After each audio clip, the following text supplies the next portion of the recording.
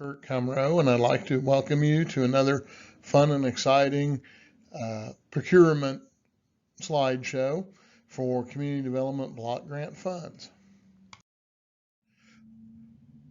Procurement for CDBG funds is covered under 2 CFR 200.317 to .326 of the Code of Federal Regulations. We will next go through some general procurement standards covered under those regulations. For the purposes of CDBG, public infrastructure, and housing grant funds, the main points to follow are A, on using local procedures if they conform to federal law.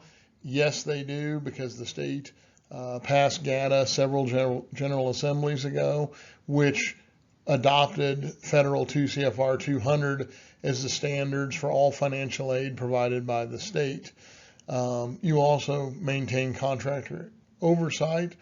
And another key point that's pertinent for our funds, if your activity delivery is being purchased through an intergovernmental agreement agency or an inter-entity agreement agency, the first is generally a regional plan commission. The second could be a economic development corporation. Then competitive bidding is not required for an activity delivery contract signed with one of those two firms. The main highlight of this slide is point H, use responsible contractors. And that means your prime contractors have to be registered on sam.gov and be not debarred on sam.gov. The subcontractors they select must all be verified to be not debarred on sam.gov. For almost 30 years, competition has been the main point of procurement using federal funds, and 2 CFR 200 codifies that much more strongly. This competition is designed to ensure a full, open, and competitive procurement process using the following methods, including no geographic preference. CDBG through the state of Illinois is federally funded, and therefore a contractor cannot be excluded simply because they are from a state other than Illinois. Labor standards will cover the procurement of the actual workforce that the contractor has to use, but as far as the procurement of a prime contractor or a sub for construction or even for activity delivery, there is no geographic preference for federal CDBG funds. Next, we'll cover the methods of procurement to be followed for different types of funding, but with a heavy emphasis on construction, whether that's infrastructure construction or housing rehab construction. There are 5 methods of procurement that may be followed under 2 CFR 200 for procurement. The ones that most apply to CDBG funding are B and C, procurement by small purchase procedures, and procurement by sealed bids under C. There is a micro purchase procurement method that's an option. The next slide will cover the dollar limits for that were increased on June 20th of 2018. Micro purchases may be used where the estimated dollar amount of the purchase would be $10,000 or less, or for construction spending, $2,000 or less. Procurement by small purchase procedures is when the total estimated cost of the contract would be $250,000 or less. Small purchase procedures may be used for the procurement of activity delivery, rehabilitation administration, or architectural or engineering services.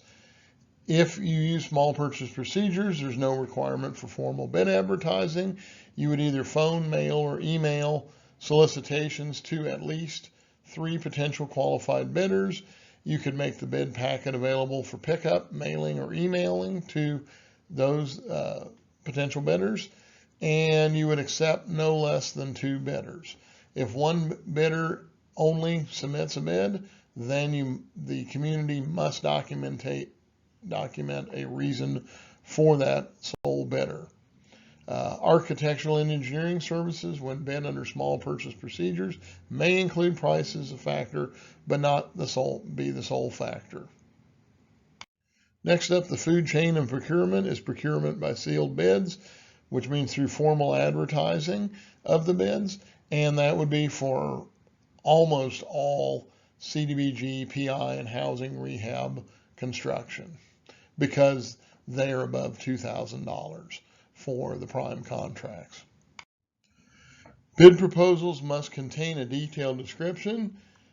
2 or more responsible bidders are required, and each bid requires a firm fixed price offer. When we say responsible, we mean for prime contractors that they are both registered and current on the federal sam.gov website, that they have signed and included all required CDBG certifications, and that the community has no knowledge of poor performance by the bidder in either their community or other communities. Bidding requirements include publicly advertised, in a general newspaper, and give sufficient notice. Sufficient notice could be, we've had anywhere from 10 days to 2 weeks to 30 days, but I'd say if they have 2 weeks or more, that's sufficient under 2 CFR 200. There may be additional Davis-Bacon publication specifications, so also pay attention to that slideshow.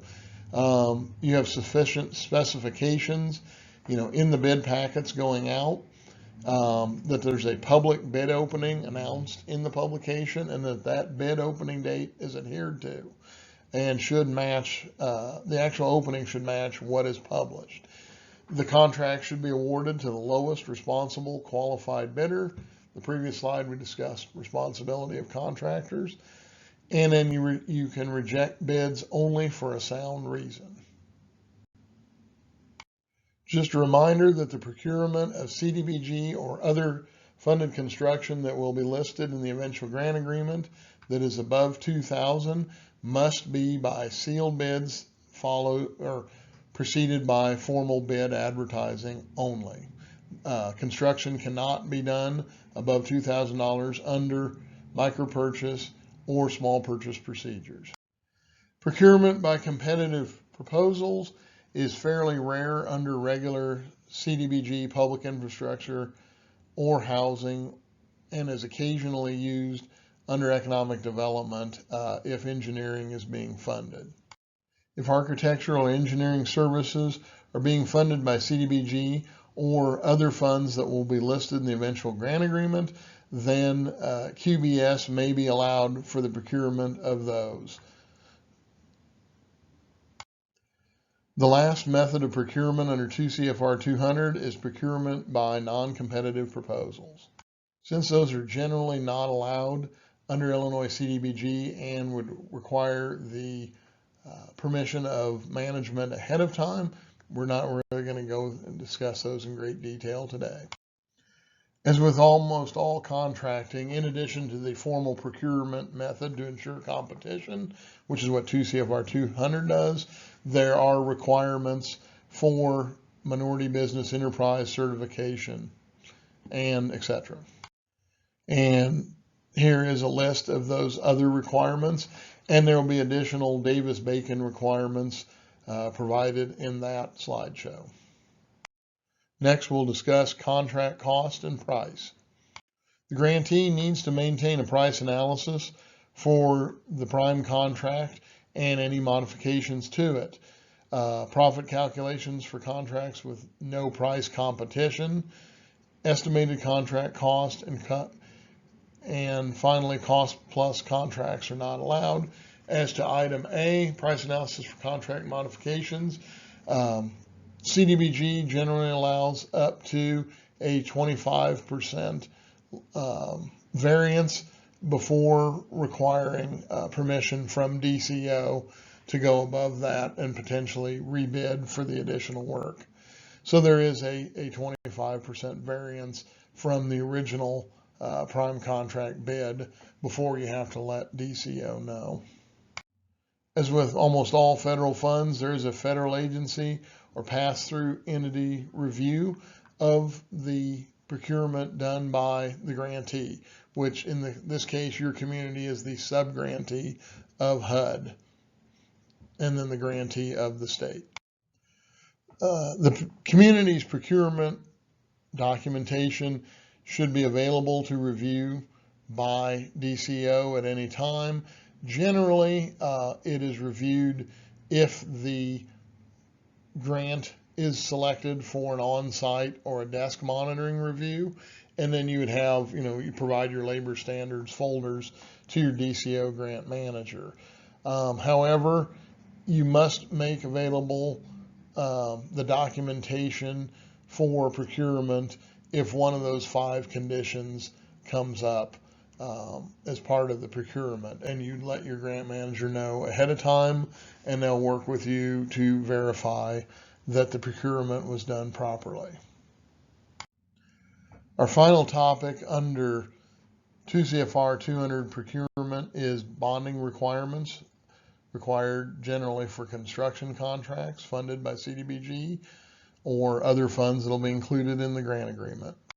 CDBG's construction bonding requirements include a bid bond of 5% of the bid, a performance bond of 100% of the contract price, and a payment bond of 100% of the contract price. Copies of the bonds must be maintained in the grant administrator's labor standards or procurement files and available to the CDBG grant monitor before a monitoring visit, or if required, provide them during the labor standards verification process. You'd be surprised on monitoring visits how many times one or more of those bonds has not been provided by the engineer to the grant administrator. So do that while you're doing your contractor verification, or the engineer is doing the contractor verification. That way they're available and there's no delay during the monitoring process. 2 CFR 200.326 contains general contract provisions. For the sake of brevity, we will allow you to research those on your own to make sure your construction contracts, engineering contracts, activity delivery contracts contained any federally required language. Please let me or your grant manager know if you should have any questions on following competitive procurement as contained in Federal 2 CFR 200. We'll all be happy to help you. Thank you.